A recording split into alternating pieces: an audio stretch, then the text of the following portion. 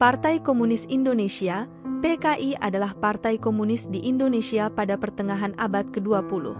Itu adalah partai komunis non-penguasa terbesar di dunia sebelum pembubaran kekerasan pada tahun 1965. Partai ini memiliki 2 juta anggota pada pemilu 1955, dengan 16% suara nasional dan hampir 30% suara di Jawa Timur. Selama periode setelah kemerdekaan hingga pemberantasan PKI pada tahun 1965, PKI merupakan partai resmi yang beroperasi secara terbuka di negara ini. Pelopor dari partai komunis ini adalah Henk Snevliet.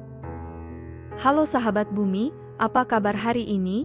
Berjumpa kembali dengan Langit Bumi, yang kali ini akan mencoba mengangkat kisah partai yang terlarang di Indonesia saat ini, di mana puncaknya partai tersebut ingin mengganti Pancasila dengan faham mereka. Kita langsung saja ke ceritanya. Perhimpunan Sosial Demokrat Hindia Belanda atau Indische Social Democratische Vereniging disingkat ISDV, didirikan pada tahun 1914 oleh sosialis Belanda Henk Snevliet dan sosialis Hindia lainnya. ISDV yang beranggotakan 85 orang merupakan penggabungan 2 partai sosialis Belanda yaitu SDAP dan Partai Sosialis Belanda, yang kemudian menjadi Partai Komunis Belanda dengan kepemimpinan Hindia Belanda. Anggota ISDV Belanda memperkenalkan ide-ide komunis kepada orang Indonesia terpelajar yang mencari cara untuk menentang pemerintahan kolonial. ISDV memulai propaganda berbahasa Belanda, Het Vrije Woord atau dalam bahasa Inggris The Free Word yang diedit oleh Adolf Bars pada bulan Oktober 1915. Mereka tidak menuntut kemerdekaan ketika ISDV dibentuk. Saat itu, asosiasi tersebut memiliki sekitar 100 anggota dan dengan cepat mengambil arah radikal anti-kapitalis. Ketika Snevliet memindahkan kantor pusat ISDV dari Surabaya ke Semarang, ISDV mulai menarik banyak orang Indonesia dari gerakan-gerakan sepemikiran yang tumbuh di seluruh Hindia Belanda sejak tahun 1900. ISDV menjadi semakin tidak sesuai dengan kepemimpinan SDAP di Belanda, yang menjauhkan diri dari asosiasi dan mulai menyamakan mereka dengan Volksraad disebut Dewan Rakyat. Sebuah faksi reformis dari ISDV memisahkan diri dan membentuk Partai Sosial Demokrat Hindia pada tahun 1917. ISDV memulai Suara Merdeka atau Suara Kemerdekaan, terbitan berbahasa Indonesia pertamanya, tahun itu. Belakangan, ISDV melihat peristiwa Revolusi Oktober di Rusia sebagai inspirasi pemberontakan serupa di Indonesia. Organisasi ini memperoleh momentum di kalangan warga Belanda di Nusantara. Brigade Merah dibentuk, berjumlah 3.000 dalam waktu 3 bulan. Pada akhir 1917, tentara dan pelaut di Pangkalan Angkatan Laut Surabaya memberontak dan mendirikan Soviet. Otoritas kolonial menekan Soviet Surabaya dan ISDV, yang kemudian para pemimpin komunis Belanda termasuk Snevliet, dideportasi ke Belanda. Pada waktu yang sama, simpatisan ISDV dan komunis mulai menyusup ke kelompok politik lain di Hindia Timur dalam taktik yang dikenal sebagai strategi in bloc. Efek paling nyata adalah infiltrasi yang dilakukan terhadap organisasi keagamaan nasionalis Sarekat Islam, Persatuan Islam, yang menganjurkan sikap pan-Islam dan kebebasan dari penjajahan kolonial. Banyak anggota termasuk Semaun dan Darsono berhasil dipengaruhi oleh ide-ide radikal kiri. Alhasil, pemikiran komunis dan agen ISDV berhasil ditanamkan di ormas Islam terbesar di Indonesia itu. Setelah kepergian paksa beberapa kader Belanda, dikombinasikan dengan operasi infiltrasi, keanggotaannya bergeser dari mayoritas Belanda menjadi mayoritas Indonesia. Pada Kongres 23 Mei 1920 di Semarang, ISDV berganti nama menjadi Perserikatan Komunis di Hindia atau disingkat PKH, kemudian Semaun menjadi ketua partai, dan Darsono menjadi wakil ketua. Anggota komite tertingginya sebagian besar adalah orang Belanda. PKH adalah Partai Komunis Asia pertama yang menjadi bagian dari Komunis Internasional, dan Snevliet mewakili partai tersebut di Kongres Dunia Komintern kedua pada tahun 1921. Selama ini simpatisan komunis masih dianggap sebagai bagian dari Sarekat Islam itu sendiri. Ini menimbulkan dilema yang meresahkan di mana anggota komunis dianggap sebagai kader dalam organisasi Islam, tentunya 2 gagasan yang sangat berlawanan. Semakin banyak anggota Sarekat Islam yang menyadari taktik penyusupan komunis. Menjelang Kongres ke-6 Sarekat Islam pada tahun 1921, para anggota memutuskan untuk menghentikan penyusupan untuk selamanya. Agus Salim, sekretaris organisasi itu, mengusulkan pelarangan anggota Sarekat Islam dari rangkap keanggotaan di partai lain.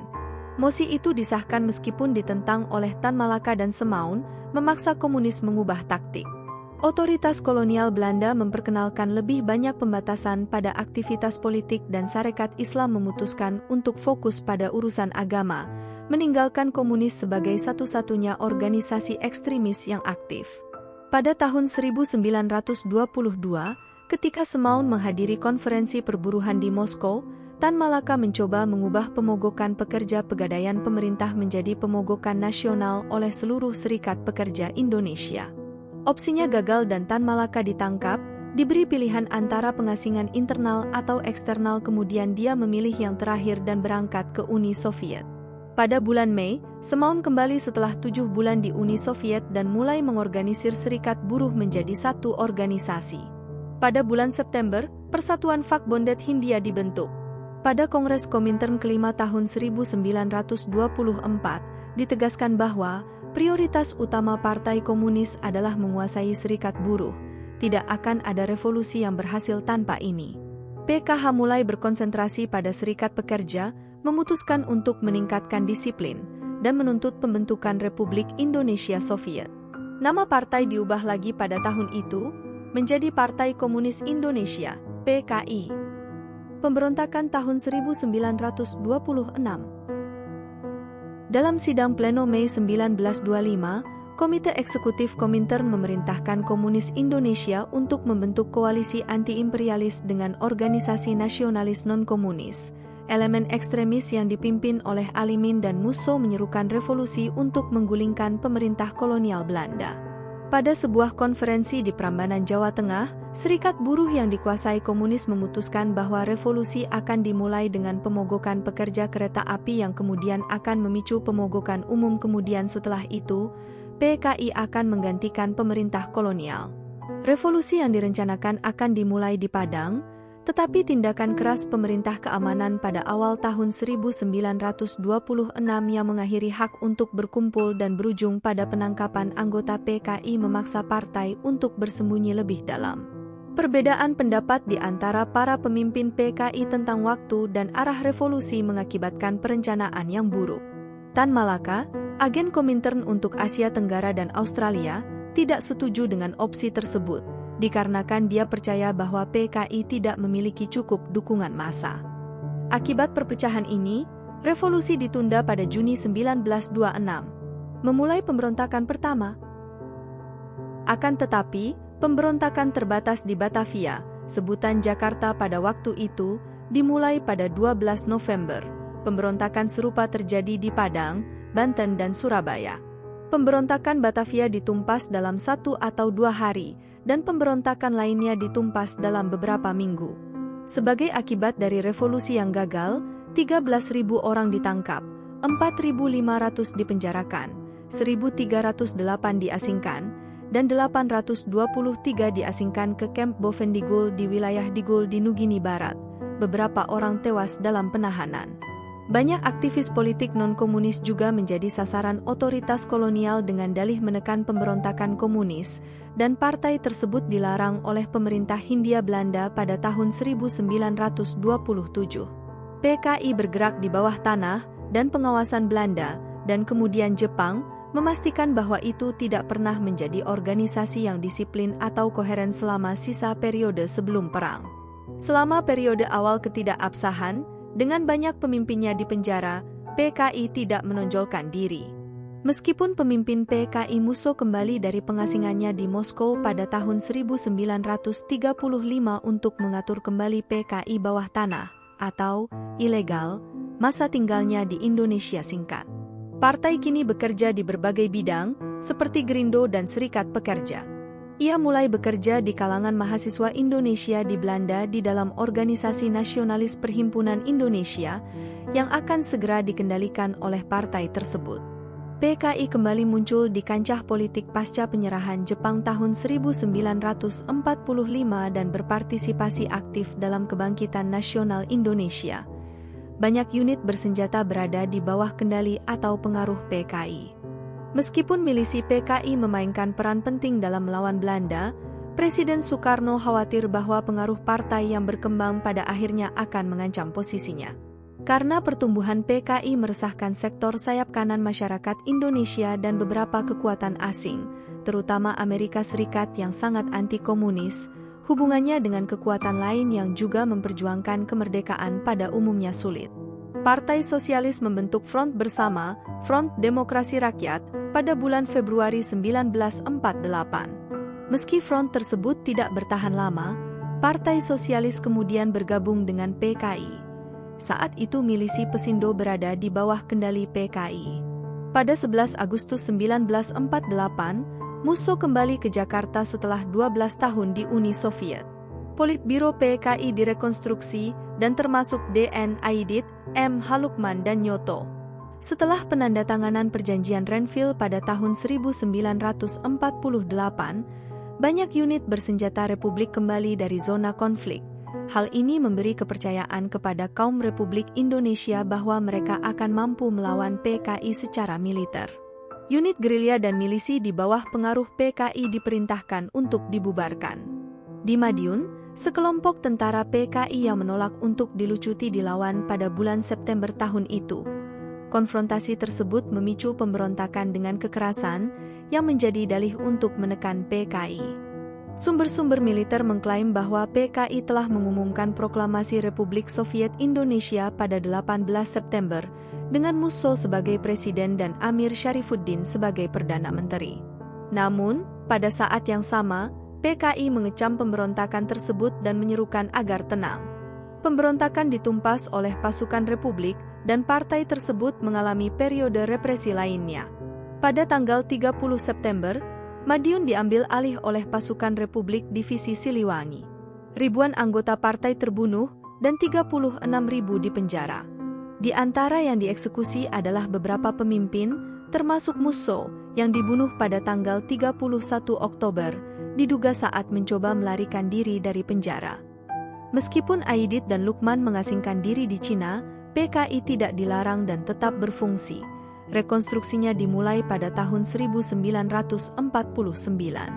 Selama tahun 1950-an, partai tersebut mulai menerbitkan lagi. Publikasi utamanya adalah Harian Rakyat dan Bintang Merah, serta jurnal triwulanan PKI dan Perwakilan. Pada bulan Januari 1951, dalam rapat Komite Sentral, D.N. Aidit diangkat menjadi Sekretaris Jenderal. Di bawah kepemimpinannya, PKI mulai menerapkan kebijakan Front Persatuan Nasional, kebijakan yang sebelumnya ditinggalkan oleh Tan Ling Jie dan anggota pimpinan lainnya, setelah kematian Musso dan kegagalan urusan Madiun. Di bawah Aidit, PKI berkembang pesat, dari 3.000 hingga 5.000 pada tahun 1950 menjadi 165.000 pada tahun 1954 dan 1,5 juta pada tahun 1959. PKI memimpin serangkaian serangan militan pada Agustus 1951 yang diikuti dengan tindakan keras di Medan dan Jakarta, dan kepemimpinan partai secara singkat bersembunyi. Badan Permusyawaratan Partai Politik juga di bawah Aidit, PKI mulai mempertimbangkan kemungkinan kerjasama dengan Partai Nasional Indonesia, PNI, untuk menggulingkan Kabinet Muhammad Natsir pimpinan Masyumi. Setelah jatuhnya Kabinet Natsir, PKI berusaha untuk membentuk asosiasi partai yang longgar, Badan Permusyawaratan Partai Politik, BPP, yang didirikan atas dasar program bersama dengan Partai Nasional, PNI, tetapi juga beberapa organisasi lain yang lebih kecil. Partai, termasuk Partai Persatuan Islam Indonesia dan Partai Murba. Namun, PNI menolak untuk bergabung, dan BPP akhirnya menjadi tidak aktif setelah pembentukan Kabinet Sukiman, yang merupakan hasil koalisi Masyumi PNI. Meski demikian, partai tetap menekankan BPP dan mengadopsinya sebagai dasar kerjasama dengan pihak lain. Sekitar waktu ini, PKI berkomitmen pada posisi nasionalis, mendukung kebijakan anti-kolonial dan anti-barat Presiden Indonesia Soekarno. Programnya sejak saat itu termasuk kebijakan luar negeri yang benar-benar independen, kebebasan dari persetujuan konferensi meja bundar, mempercepat kembalinya Irian Barat ke Indonesia, pencabutan keadaan perang dan pengepungan dan pembatasan kebebasan untuk menyerang, pembebasan tahanan politik yang lebih cepat, pemilu, nasionalisasi industri vital, industrialisasi, dan redistribusi tanah yang adil kepada petani. Pendukung PKI berunjuk rasa selama kampanye pemilihan umum 1955. PKI mendukung rencana Soekarno untuk demokrasi terpimpin sebelum pemilu 1955 dan secara aktif mendukungnya. Partai tersebut menempati posisi keempat dalam pemilihan dengan 16% suara dan hampir 2 juta anggota. Ia memenangkan 39 kursi dari 257 dan 80 dari 514 di Majelis Konstituante. Hampir 30% suara di Jawa Timur diberikan untuk PKI. Oposisi untuk melanjutkan kontrol Belanda atas Irian Jaya sering diajukan oleh partai tersebut selama dekade tersebut, dan kantor PKI di Jakarta mengalami serangan granat pada bulan Juli 1957. Partai tersebut membuat kemajuan dalam pemilihan kota pada bulan itu, dan pada bulan September Partai Masyumi menuntut agar PKI dilarang. Pada tanggal 3 Desember, Serikat Pekerja yang sebagian besar berada di bawah kendali PKI mulai menyita perusahaan-perusahaan milik Belanda. Penyitaan ini membuka jalan bagi nasionalisasi bisnis milik asing. Perjuangan melawan kapitalisme asing memberikan kesempatan bagi PKI untuk menampilkan dirinya sebagai partai nasional.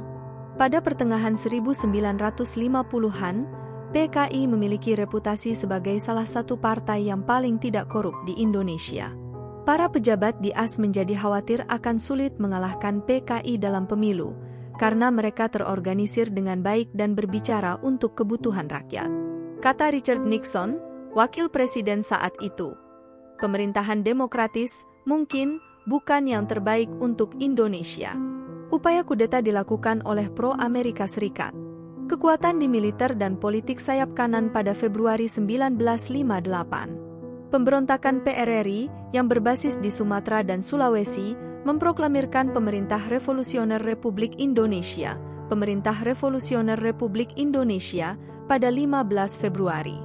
Pemerintah revolusioner segera mulai menangkapi ribuan anggota PKI di daerah-daerah yang mereka kuasai, dan partai tersebut mendukung upaya Soekarno untuk menumpas pemberontakan, termasuk pemberlakuan darurat militer. Pemberontakan itu akhirnya dapat dikalahkan.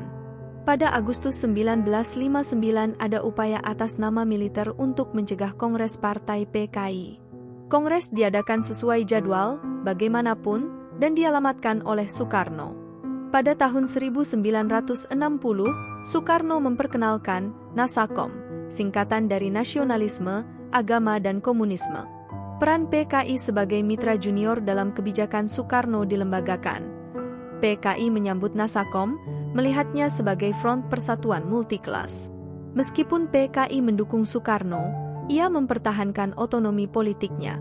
Pada bulan Maret 1960, partai mengecam penanganan anggaran presiden yang tidak demokratis. Pada 8 Juli tahun itu, Harian Rakyat memuat artikel yang mengkritik pemerintah. Pimpinan PKI ditangkap oleh tentara, tetapi kemudian dibebaskan sesuai dengan perintah Soekarno. Ketika Malaysia merdeka, itu ditolak oleh PKI dan Partai Komunis Malaya. Dengan dukungan rakyat yang tumbuh dan keanggotaan sekitar 3 juta pada tahun 1965, PKI adalah partai komunis terkuat di luar Cina dan Republik-Republik Uni Soviet.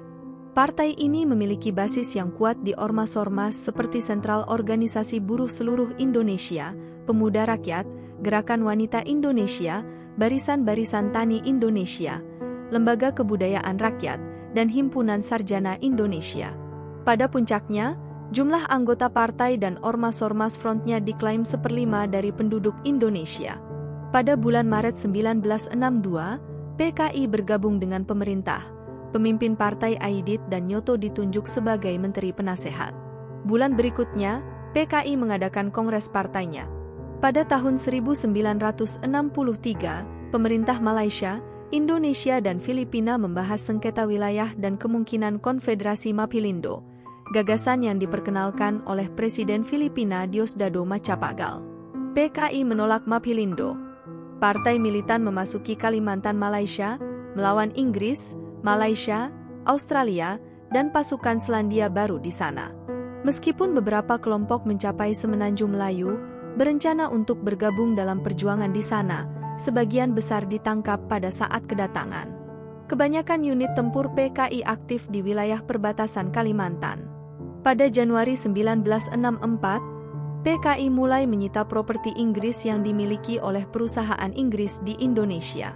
Selama pertengahan 1960-an, Departemen Luar Negeri Amerika Serikat memperkirakan keanggotaan partai sekitar 2 juta atau 3,8% dari populasi usia kerja Indonesia. Tindakan penyeimbangan Soekarno dengan PKI, militer, faksi nasionalis, dan kelompok Islam terancam oleh kebangkitan partai.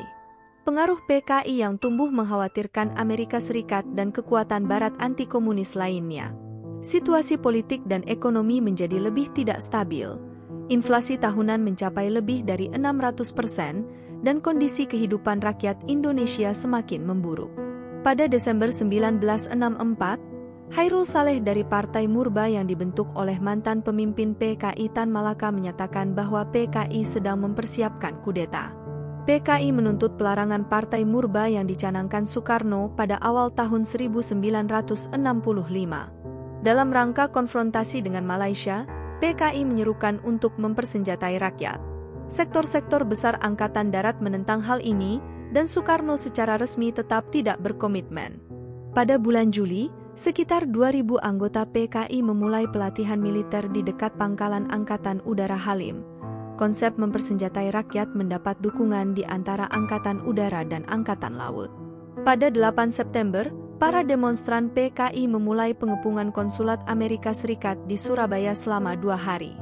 Aidit berpidato di rapat umum PKI pada tanggal 14 September, mendesak para anggota untuk waspada terhadap hal-hal yang akan datang.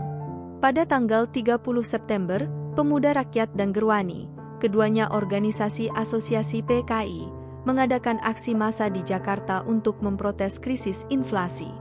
Gerakan 30 September. Pada malam tanggal 30 September dan 1 Oktober 1965, 6 jenderal tertinggi Angkatan Darat Indonesia dibunuh dan mayat mereka dibuang ke dalam sumur. Pembunuh para jenderal mengumumkan keesokan paginya bahwa Dewan Revolusi baru telah merebut kekuasaan, menyebut diri mereka Gerakan 30 September, G30S. Dengan banyak pimpinan tertinggi Angkatan Darat yang tewas atau hilang, Jenderal Soeharto mengambil alih kendali Angkatan Darat dan menghentikan kudeta yang gagal pada 2 Oktober. Tentara dengan cepat menyalahkan upaya kudeta pada PKI dan memulai kampanye propaganda anti-komunis di seluruh Indonesia. Bukti yang mengaitkan PKI dengan pembunuhan para jenderal tidak meyakinkan, menimbulkan spekulasi bahwa keterlibatan mereka sangat terbatas atau bahwa Soeharto mengorganisir peristiwa tersebut, seluruhnya atau sebagian, dan mengkambing hitamkan komunis. Dalam pembersihan anti-komunis yang kejam, diperkirakan 500.000 komunis dan yang diduga terbunuh dan PKI secara efektif dimusnahkan. Jenderal Soeharto mengalahkan Soekarno secara politik dan diangkat sebagai presiden pada tahun 1968, mengkonsolidasikan pengaruhnya terhadap militer dan pemerintahan. Pada tanggal 2 Oktober, Pangkalan Halim direbut kembali oleh tentara. Meskipun Harian Rakyat memuat artikel yang mendukung kudeta G30S, garis resmi PKI saat itu adalah bahwa percobaan kudeta adalah urusan internal di dalam angkatan bersenjata. Pada 6 Oktober, Kabinet Soekarno mengadakan rapat pertamanya sejak 30 September, Menteri PKI Nyoto hadir. Resolusi mengecam G30S disahkan, dan Nyoto ditangkap segera setelah pertemuan itu. Demonstrasi massa diadakan di Jakarta 2 hari kemudian menuntut pelarangan PKI dan kantor pusat partai dibakar. Pada 13 Oktober, Gerakan Pemuda Ansor, Sayap Pemuda Nahdlatul Ulama, mengadakan demonstrasi anti-PKI di seluruh Jawa. 5 hari kemudian, Ansor membunuh sekitar 100 anggota PKI. Antara 100.000 dan 2 juta orang Indonesia terbunuh dalam pembunuhan massal yang terjadi setelahnya. Para korban termasuk non-komunis yang dibunuh karena kesalahan identitas atau kesalahan karena pergaulan. Meskipun kurangnya informasi membuat tidak mungkin untuk menentukan angka korban yang tepat, banyak ahli saat ini berpendapat bahwa angka tersebut setidaknya 500.000. Menurut sebuah studi CIA tentang peristiwa di Indonesia, dalam hal jumlah pembunuhan, pembantaian anti-PKI di Indonesia termasuk salah satu pembunuhan massal terburuk abad ke-20. Amerika Serikat memainkan peran penting dalam pembunuhan tersebut, memberikan bantuan ekonomi, teknis, dan militer kepada militer Indonesia ketika pembunuhan dimulai dan memberikan daftar pembunuhan melalui Kedutaan Besar Amerika Serikat di Jakarta dengan nama ribuan orang yang diduga berpangkat tinggi. Anggota PKI. Sebuah pengadilan yang diadakan di Den Haag pada tahun 2016 menyimpulkan bahwa pembantaian tersebut adalah kejahatan terhadap kemanusiaan, dan Amerika Serikat mendukung militer Indonesia, mengetahui dengan baik bahwa mereka memulai program pembunuhan massal. Jaringan diplomatik Amerika Serikat yang tidak diklasifikasikan dirilis pada tahun 2017 menguatkan hal ini. Menurut sejarawan Jeffrey Robinson, kampanye pembunuhan massal tentara Indonesia tidak akan terjadi tanpa dukungan dari Amerika Serikat dan pemerintah barat kuat lainnya. Majalah Time menyajikan kisah berikut pada 17 Desember 1965. Komunis, simpatisan merah dan keluarganya dibantai ribuan orang. Unit tentara pedalaman dilaporkan telah mengeksekusi ribuan komunis setelah diinterogasi di penjara terpencil. Berbekal pisau bermata lebar yang disebut parang, gerombolan merayap di malam hari ke rumah-rumah komunis, membunuh seluruh keluarga dan mengubur tubuh mereka di kuburan yang dangkal. Kampanye pembunuhan menjadi begitu berani di beberapa bagian pedesaan Jawa Timur, sehingga gerombolan meletakkan kepala korban di tiang dan mengarak mereka ke desa-desa. Pembunuhan dalam skala sedemikian rupa sehingga pembuangan mayat menimbulkan masalah sanitasi yang serius di Jawa Timur dan Sumatera Utara di mana udara lembab berbau busuk. Para pelancong dari daerah-daerah itu menceritakan tentang sungai-sungai kecil dan sungai-sungai yang benar-benar tersumbat oleh mayat-mayat. Meski motif pembunuhan itu tampak politis, beberapa sarjana berpendapat bahwa peristiwa itu disebabkan oleh kepanikan dan ketidakpastian politik. Bagian dari kekuatan anti-komunis yang bertanggung jawab atas pembantaian tersebut terdiri dari anggota dunia kriminal bawah tanah yang diberi izin untuk terlibat dalam tindakan kekerasan. Di antara daerah yang paling parah terkena dampaknya adalah Pulau Bali, tempat PKI berkembang pesat sebelum penumpasan. Pada tanggal 11 November, terjadi bentrokan antara PKI dan Partai Nasional Indonesia yang berakhir dengan pembantaian terhadap orang-orang yang diduga anggota dan simpatisan PKI. Meskipun banyak kekerasan anti-PKI di seluruh negeri dilakukan oleh organisasi politik Islam, beberapa pembunuhan di Bali dilakukan oleh umat Hindu. Bali adalah satu-satunya tempat di negara itu di mana tentara lokal melakukan intervensi untuk mengurangi pembantaian. Pada tanggal 22 November, Aidit ditangkap dan dibunuh. Militer mengumumkan bahwa Aceh telah dibersihkan dari komunis pada bulan Desember, dan pengadilan militer khusus dibentuk untuk mengadili anggota PKI yang dipenjara. Partai tersebut dilarang oleh Soeharto pada 12 Maret, dan Pusat Organisasi Pekerja Seluruh Indonesia yang pro-PKI dilarang pada bulan April. Beberapa peristiwa difiksi dalam film tahun 1982. The Year of Living Dangerously. Setelah tahun 1965, setelah perlawanan sporadis awal, PKI lumpuh setelah pembunuhan 1965 hingga 1966. Kepemimpinan partai lumpuh di semua tingkatan, membuat banyak mantan pendukung dan simpatisannya kecewa, tidak memiliki pemimpin, dan tidak terorganisir. Sisa-sisa Politbiro partai mengeluarkan pernyataan otokritik September 1966, mengkritik kerjasama partai sebelumnya dengan rezim Soekarno. Setelah Aidit dan Nyoto terbunuh, Sudisman, pemimpin PKI peringkat keempat sebelum Oktober 1963, mengambil alih kepemimpinan partai. Dia berusaha untuk membangun kembali partai berdasarkan kelompok yang saling terkait dari 3 anggota, tetapi membuat sedikit kemajuan sebelum dia ditangkap pada bulan Desember 1966 dan dijatuhi hukuman mati pada tahun 1967. Beberapa anggota PKI berlindung di daerah terpencil di selatan Blitar di Jawa Timur setelah tindakan keras terhadap partai tersebut. Di antara para pemimpin di Blitar adalah anggota Politbiro Rewang, ahli teori partai Oloan Hutapea dan pemimpin Jawa Timur Ruslan Wijaya Sastra. Blitar adalah daerah terbelakang di mana PKI memiliki dukungan petani yang kuat, dan militer tidak mengetahui bahwa PKI telah berkonsolidasi di sana. Para pemimpin PKI bergabung dengan Letnan Kolonel Pratomo, mantan Pangdam Pandeglang di Jawa Barat, yang membantu memberikan pelatihan militer bagi komunis setempat. Kekerasan meletus di Blitar pada Maret 1968, ketika para petani setempat menyerang para pemimpin dan anggota Nahdlatul Ulama, NU, sebagai pembalasan atas peran yang dimainkannya dalam penganiayaan anti-komunis. Sekitar 60 anggota NU tewas. Menurut ilmuwan politik Australia Harold Chrouk, kecil kemungkinan pembunuhan anggota NU di Blitar diperintahkan oleh pimpinan PKI. Militer menyadari kantong PKI dan menghancurkannya pada pertengahan 1968. Beberapa anggota partai berada di luar Indonesia pada saat peristiwa 30 September.